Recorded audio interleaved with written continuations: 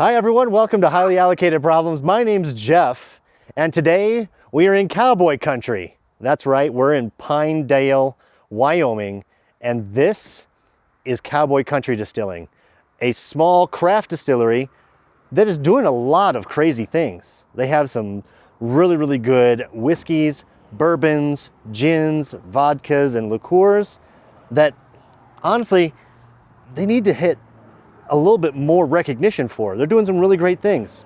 So come check out this distillery with me and meet Tim, the master distiller. Enjoy.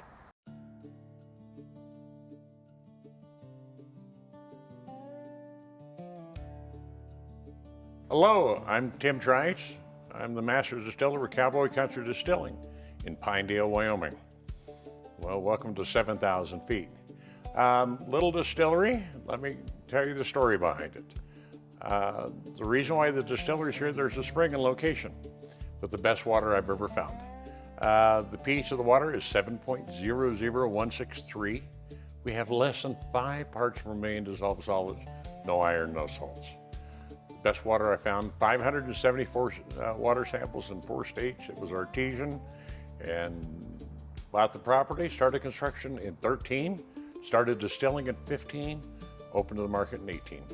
We're in numerous states, over 20 states at this point in time. Small distillery, we only lay down about 1,000 barrels of whiskey a year, about 30,000 gallons of vodka. All our products are gluten-free. I almost lost my oldest boy from celiac back in the 70s. So we use corn, millet, and oats in our whiskeys, as well as our vodkas is corn. No caramel coloring. What you see is what you actually get. Everything's pot stilled. I designed all the stills with 3-dimensional CAD and had them built in the U.S. I think the only thing that's not built in the U.S. that's in this distillery is the packing tape we use on the boxes. So I'm kind of important to me. We have kind of an American flag flying out there, which is very important to me. We distill from October through March. We buy the grain from the farmers themselves, have it custom milled, and we go through 2 semis full of grain every week. All our spent grain turns into cattle feed. It's 36% protein. All our liquid waste turns into fertilizer. We give it back to the farmers. They found that they can dilute it 3 to 1 with water. And after the grains are propagated, they can put it on, and it keeps the weeds down. They don't have to use any Roundup or anything else. So they get free fertilizer, and we get grain disinfected with all that crap. So it's kind of important to me. We do pot stilling here. We usually run 22,000 gallons of fermentation. We have a little mash tun over here. We put a ton of grain in there, 500 gallons of water, and we bring up to boil. Our steam is medium temperature, medium pressure. In other words, our temperature is about 570 degrees and our pressure is about 220 psi. So this is not craft distillery times. All our vessels are proofed on that. A ton of grain, 500 gallons of water, we bring up to boil in about 55 minutes. Oh. Okay, we hold it there at boiling temperature for 45 minutes, which is just gelatinizing the starches. There we have a pond on the side of the building that's 27 feet deep. We're running in the wintertime, that water is averaging 34 degrees. And we use it in our cooling coils for our tube and shell condensers and for cooling tanks. We take it down to below 180 degrees and we add an amylase enzyme that we bring from Japan. It's from a fungus they've been making sake with for thousands of years. It's just a conversion. So at below 180, we add the amylase, converting starches to sugars. It does that in about 45 minutes. The only problem is the molecular chain, the sugars are too complex for my yeast to be able to digest. Just like your kids, you gotta cut it down to bite-sized pieces. Drop the temperature another 20 degrees. We add a beta from the same location from Japan, and we hold it 45 minutes. It hits the fermenters at under 100 degrees. We have 5 proprietary yeasts. Some of them I've had 40 years, some were 300 to 400 years old when we got them. We can copy our flavors. Wow. If we're doing vodkas, for example, it's all corn. We hit 10% alcohol in 72 hours. If we're doing whiskeys, I treat it more like a European whiskey. I started distilling in Scotland at the age of 8. We're working for major companies for over 22 years, 127 distilleries in 52 countries. I did not learn to do this in my garage, and I have a master's in chemical engineering. Half art, half science, a lot of fun. I built this place so I can never retire. Because everybody I know is a workaholic. When they retire, they die. I don't want to do that. So getting back to the whiskeys, I only take it to 8% alcohol. I do not stress my yeast, where you get all the bad bite and the bad flavors that are coming off, the off flavors are coming off. Our rums, our regular rum, we take it to 8%. We have a Rooster rum, which is a special rum. It takes 3 different yeasts, 2 different live bacteria, and a month's worth of fermentation. We only lay down 20 barrels a year. We age it 4 years. We allocate it out in January. We keep a few cases back for just the tasting room. Everybody says we should make more, and it wouldn't be special if I made a lot more. We have a little stripping still. You can see up here, this is a 650-gallon still. The whole idea from that still, it is a pot still. It's made out of 316 stainless and it's 1/4-inch stainless. We're trying to strip the alcohol away from the mash as quickly as we possibly can. We do that in 1 hour and 15 minutes. We end up with 30% alcohol. All our spent grain turns in cattle feed, 36% protein. So every 2 hours from load to unload, we're going through 650 gallons of mash, 24 hours a day, 7 days a week, from October through March. That's production in a little place. Thermodynamics is my friend, and we can get some good products out. Any questions? How many employees are here 5. making this happen? Okay. And then I have a living quarter on location. I don't go back to the house. My name's on this place. I'm kind of picky about it. In fact, people say I'm kind of anal. We make a good product, and I have some really good people working for me. The employees work 6 months, 7 months out of the year. I pay them salary, so the rest of the year they're off. Wow, It works. That's amazing. Good for you for running a company like that. That's how you keep people happy. Get over here, we end up with 30% alcohol. There's 2 more stills in the corner. You probably saw over there. We usually have set up. So we have 3 set up here. We've distilled it. We're at 30% alcohol, so it's distilled once. This is a little 500-gallon pot still. You can hear that's solid. That's not that Chinese crap. This is high pressure. Tube and shell condensers. Inside here are 376 half-inch diameter tubes. We're running that pond water is averaging 34 degrees, so we don't have any chilling we have to do. We try to keep everything really simple. So I do have 2 condensers on the top side. I can use if I want to. By law, as you know, bourbon has to be distilled in the United States, and it can't be over 160 proof coming off the still. We pull it at 147. We figure that 80% of our flavors comes from fermentation and 20% from the barrels. We're really picky. You know, you've heard about heads, hearts, and tails. We all know about that. Your heads, it's an argument between the Scots and the Irishmen who came up with heads, hearts, and tails. Heads, all your low temperature alcohols. There can be up to 18 different compounds you really don't want to drink. First thing off is acetone. Second thing is methanol. Methanol with heat and oxygen forms formaldehyde. I think there's a lot of things you really don't want to drink. We separate those off instead of being automated. We know with the hydrometer and our temperatures where we're at, but smell and taste, we know where that break is. We sell those heads to a company in Utah that makes industrial cleaner. Hearts is what you want to drink. And the tails are your high temperature alcohols and your oils. We sell the tails, we make the same split with smell and taste. Sell that to a company in Utah, and once again, that makes industrial cleaner. Getting back to the saying, heads, hearts, and tails. Heads what gives you that terrible headache the next morning. Hearts is what you want to drink. And tails what makes you sit on the commode the next day wishing you had drank the stuff the night before. Hence, heads, hearts, and tails. We have a 3 times distilled whiskey, so we pulled it off at 147. We pulled the heads and tails. We're adding water, and we'll pull it off at 160. We could go with a lighter whiskey up to 175, but we're pulling it at 160. Our rums are all Agricoles. We're bringing fresh squeezed sugar cane juice that's been dried from Colombia, South America. Distilling it here. It comes off the stills at 147 as well. If we're doing vodkas, we have 2 towers here. Inside there are 47 copper sieve plates stacked with stainless steel rings. We start out with 30% alcohol. By the time we get done, it's 96.3, and we can stabilize at 92.8 with this humidity in the atmosphere. That's at a rate of 54 gallons an hour. There's a few barrels sitting around here. We have another rick house with a few thousand barrels in it. We probably have 15,000 barrels sitting around in 3 warehouses. So everybody doesn't know us. The main thing is word of mouth with us. I think everybody's tired of all the lies and all the deceit and telling you what you should like and what you should drink instead of what you do like. We're gonna try a whiskey out of a barrel. That's what the treat's gonna be. Oh, nice. So since we are gluten-free, we can't use rye. So we're using millet. Works like a rye, but you don't get the bite. So it's 75% millet, 25% oats. You're going to try a whiskey that is only aged for 10 months. So we were talking about the altitude. Being a higher altitude, we have more movement in the barrels. So, you know, you're going to try a whiskey that's 10 months that has legs on a 4 or 5 year whiskey out of Kentucky or Tennessee. It started out 105, it's about 112 in 10 months, but you're going to be able to try it right out of the barrel. Not many people have tried this. Everybody's excited about it. It was a special run. I only had 40 barrels. Let's see what everybody thinks. Our barrel cost, it was before COVID, we were getting our barrels from Brown-Forman. They were costing us about $125 a barrel. When Brown-Forman shut down their rick house, their cooperages, we had to go to Speyside, so it jumped to $275. Wow. Now the problem was that when everybody kicked up production in Kentucky and Tennessee, 400 to 500%, there's only 5 large independent cooperages in the United States. They contracted them out for 5 to 10 years, so they pushed us out. I'm having to get our barrels from California. They're a little fancier barrel. I go with a toast and number 3 Char.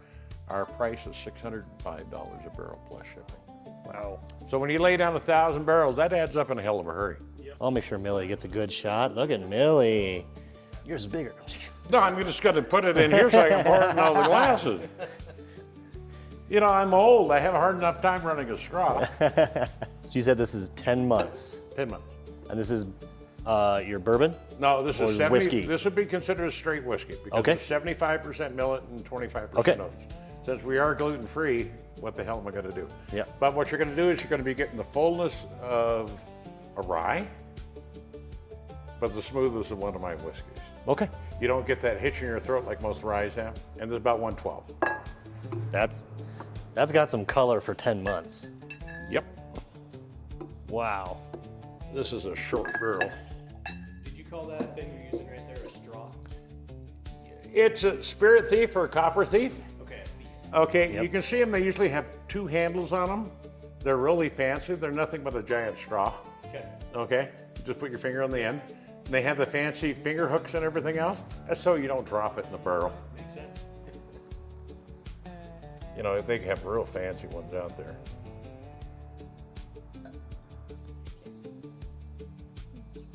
Look at the legs on that in 10 months. Nice little whiskey. So that does have quite the legs on it. Very, very. You get like a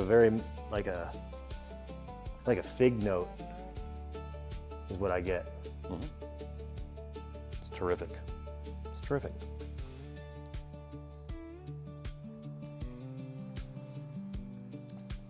That's quite good. That's quite good. There is, for 10 months, that's the youngest thing I've ever tasted. I've never had in my life. Barely knowing what I'm talking about, I would have expected it to be much more harsh. Yeah, like it is quite flavorful. Like you get a lot of fruit. Like I said, I was getting a lot of fig, getting a little bit of like that vanilla. You still get some of that barrel char. Still really like you would not expect this to be 10 months from being barreled. Absolutely not. Absolutely not. So what's everybody think? It's a nice little whiskey. Telling Jeff you're being a beer guy and knowing very little about spirits, I would have expected something this young to be much more harsh. Well, that's what I was explaining. Because of this altitude, we have more movement in the barrels. And the thing is, we have all our barrels are climate controlled, so it never gets below 34 degrees. And we'll cycle them. You do cycle. We do cycle, so it's year round. You know, that's, you know, we were talking about the most Scotch whiskeys and Irish whiskeys, a lot of times you want to start drinking around 18. A lot of them are storing their barrels outside. So it gets below 34, 32 degrees, it stops, you know, it stops aging. Yeah. Stops the process. There was a lot of problems here, as you know. Brick houses, you know, were not heated. You only stacking up 10 high. You see most of the brick houses in Kentucky, you see 9 to 14 stories tall. Yep. They can get up to 160 degrees on the upper end of those things. So a lot of people, a lot of large distilleries do not get a head cut on the continuous still. Jim Beam's a perfect example. They pot still after that to pull the heads. A lot of the companies don't get the heads as much, and they'll run it to the top of the barrels, they'll fill them, they'll run it to the top of the rick house, and they'll get above 160 degrees, so it'll dissipate some of the low temperature alcohols that shouldn't have been there in the first place. How do you feel about this kind of craze of, a lot of it is like honey finish is a super popular one right now in the market. Like how do you feel about that? Like obviously you have a maple finish, honey is also kind of like a kind of sugary sweet finish. How do you feel about But the honey was never stored in the barrel. Once again, they poured it in the barrel first. And if you like the sweetness, there's more to it. More power to you. Drink what you like instead of what people tell you you should like. Absolutely. There's so many unicorn whiskeys out there that are so crummy. You know, I'm in the world of craft distillers, and you figure that 80% of the craft distillers out there are buying the product from MGP. MGP makes a great product, but call it what it is. Read the bottle. If it's better, say distilled, barreled, and bottled by that company, otherwise they bought it. If it says bottled by or produced by or whatever, that's it. What about blended bourbons? Blended bourbon. That's a hard definition on that. How do you feel about? I do not. I feel it's just the same as any other blended whiskey. Are they blending at that, or are they adding corn spirit? Nobody knows, and nobody can prove it. You know, if it isn't a straight whiskey or isn't a bourbon whiskey, they can add flavoring, they can add color, they can add everything to it. Just be careful what you're drinking.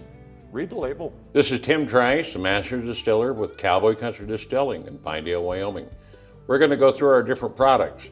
We're going to start with a coffee liqueur. I have a friend of mine that grows the coffee in Coronado, Bolivia. The chocolate is from Bolivia. The vanilla beans are 6-inch premiums out of Madagascar. It's a half rum, half corn spirit. If I'd gone all rum, it would have been too heavy. Everybody's loving it. White Russians, Black Russians, espresso martinis. I really suggest it with vanilla ice cream and warm peach pie. I haven't found anybody that doesn't like it so far. The raspberry cordial. We use 6 tons of raspberries per batch. We get them out of Washington State. I learned to distill fruit liqueurs in Austria. It's 70 proof. So mimosas, instead of orange juice, about a rosé in color, hot chocolate, and then I have a very classic online, a very classic French martini that's very, very popular. And here's our vodka. Okay, I learned to distill vodka in the Ukraine, and the first thing I learned there is the only time you use potatoes if there's nothing else. Southern Poland's the only ones that still do. They use wheat or rye or a combination thereof, whatever's cheaper. I have a master's in chemical engineering. My thesis is on the filtration of vodka. I dare you to find a softer, cleaner vodka. We have a jalapeno bacon vodka. We're the only one in the country that has it. We use real jalapeno, real bacon. Bloody Marys are wonderful with it, Caesars. People are spicing up their margaritas with it. In fact, I've seen quite a few places doing mango margaritas and floating the tequila on top. What's really popular is with pineapple juice, of all things. I'm not after the heat, I'm after the flavor. Anybody can make something hot. Gin. I only spent 30 years on the recipe. It has 9 botanicals, and it's aged a minimum of 2 years in ex-brandy barrels, hence the color. It probably makes the best Negronis you've ever had. A lot of people are turning it into mules, of course, with your tonics. It does not taste like you started a snow machine and crashed into a pine tree. We have a rum in front of you here. We're going to talk about rums for a minute. There are 2 major classifications of rums. There's an industrial, which is distilled from molasses, which is probably over 85% of the rums worldwide. The majority of those are caramel colored, or aged a very short period of time, if at all, in barrels. So they're not getting those dark colors in the barrels. And they're usually sweetened back between 250 and 1,000 grams of sugar per bottle. So that explains the hangovers a lot of people get with the rums. Then there's an Agricole, which is a French-style agriculture rum, which is distilled from fresh squeezed sugarcane juice. I prefer the latter, but being here in Wyoming, we're kind of lacking in sugarcane for some reason. But I do have a friend that has a sugarcane plantation in Colombia, South America. So he squeezes it there, sun dries it, bags it, we bring it by container and distill it here. You can enjoy this in any of your drinks. I think the most popular one here in Wyoming is hot buttered rums. We have a spiced rum. I had a project at a distillery in the Dominican Republic. I was there about 6 months. And when I was there, I befriended an 85-year-old retired French distiller who proceeded to kick my butt at dominoes every night for about 6 months. And that was for money, but when he was done, he gave me this recipe. The Rooster rum, same sugar source from Colombia. This rum takes 3 different yeasts, 2 different live bacteria, and a month's worth of fermentation. We only put up 20 barrels a year. We age it 4 years. We allocate it out in January. We keep a few cases back for the tasting room. In championship in London 6 years ago, this number took number 3 in the world. So if you purchase this rum or you try it, if you put anything other than ice in it, I will haunt you in your nightmares. This is a fun one. This is Harley's Huckleberry whiskey. Harley was my boxer. He died before COVID. And the gentleman I've been working with labels for over 40 years immortalized him. He put a patch in his eye, a stogie in his mouth, and banded bone ink on his chest. So he made him cool. We bring the huckleberries from Whitefish, Montana, but we don't add sugar. And everybody's turning it into a drink.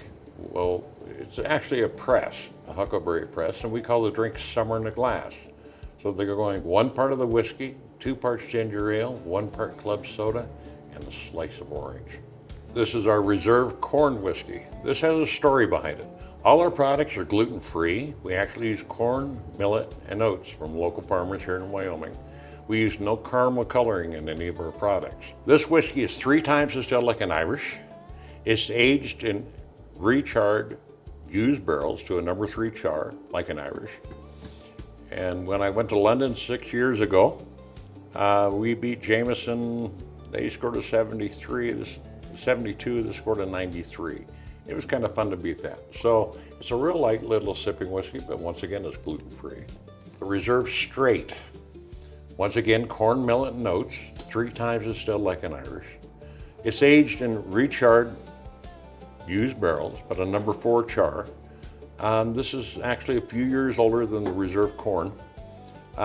This one, in Munich last year, we beat Redbreast 18. So when a $50 whiskey beats a $200 whiskey, it's usually a pretty good day. This is our maple whiskey. This is not a flavored whiskey. We have a gentleman that makes the best maple syrup I've ever had in my life. He's out of all places out of southern Indiana, just north of Kentucky. They call it the Lost Maples. We send him our used barrels, and he fills it up with maple syrup. He heats up the whole barrel to drive off any alcohol, make sure there's no mold or excessive water. He ages it for a year. When he emptied the barrels, we got the barrels back very quickly. We washed them out thoroughly, and we did a 6-month finish with our straight whiskey, with just the residual that was left in the wood. Probably makes the best old-fashioned with black walnut bitters you've ever had. The straight whiskey. Once again, corn, millet, and oats. It has more millet. The millet works like a rye, so it's a little peppery, but it's a very smooth end to it. It's twice distilled. It came off the still at 147 proof. It would have been a bourbon if I put it in new barrels, but I decided to utilize some of our used bourbon barrels to get something equivalent to most people's bourbon, but trying to keep the price point down. It's a very popular whiskey, and I tell everybody, if you have friends that are bourbon drinkers, you can bring this out, they can finish the bottle, and you won't have tears in your eyes. Bourbon. Once again, corn, millet, and oats, twice distilled. It comes off the still at 147. It's aged, this one is actually aged 7 years, so it's got a little bit of time to it. We're at a higher altitude here, so straight physics works. So we have less atmospheric pressures, so we have more movement in the barrels. So about 1 year here is equal to about 4 in Kentucky, about 6 in Scotland and Ireland. It shows a 10 barrel small batch, and what that is We're pulling out 40 to 50 barrels, and we're pulling 10 out to keep consistency on flavor. It's a very popular whiskey. We have quite a few single barrel bourbons. We have 3 at the moment. We started offering single barrels about 3 years ago, ended November, first part of December. It's a very popular whiskey. At that point in time, we have a lot of millionaires and billionaires that live around here. The word got out. We were having corporate jets flying in. We'd have 40 to 50 barrels out. People would pick the barrels they wanted. They'd fly up to Jackson, spend the night. We'd bottle it for them, put it in their plane, they'd fly out the next day. We sold $4.5 million for the bourbon in 3 weeks. Actually a pretty good bourbon. I got with my hands in January and said it isn't fair that the rich are the ones that are able to do this. So we went through 400 barrels and we picked 1 barrel per state. This is a 5th release. This bottle, it's a little pricey. It's $275 here. In Jackson, it's $700, and we've seen it hit $2,000 on the secondary market. 106 proof. It has a very complex finish, and the palate is, once again, complex as well. Very popular whiskey. We have numerous single barrels. We have everything from a Scotch yeast used in some of them, which is, we call that one the love child. It starts out like a bourbon, it finishes like a Scotch, just without the peat. And we have even 1 barrel that we went through 800 barrels and we picked 1 barrel. Our whiskeys are pretty popular. Thank you for letting me show you our products. So that's it. That is the end of the tour. Thank you so much to Tim. Such a fantastic gentleman. He really loves what he's doing here. I hope you enjoyed this video, and I hope maybe you want to stop here to Pinedale, Wyoming, and have a look at what they offer, if any of it interests you, and maybe pick some of it up. Support a small town distillery and help them keep going. I appreciate all of your time. Thank you so much for watching. We'll talk to you later. See you.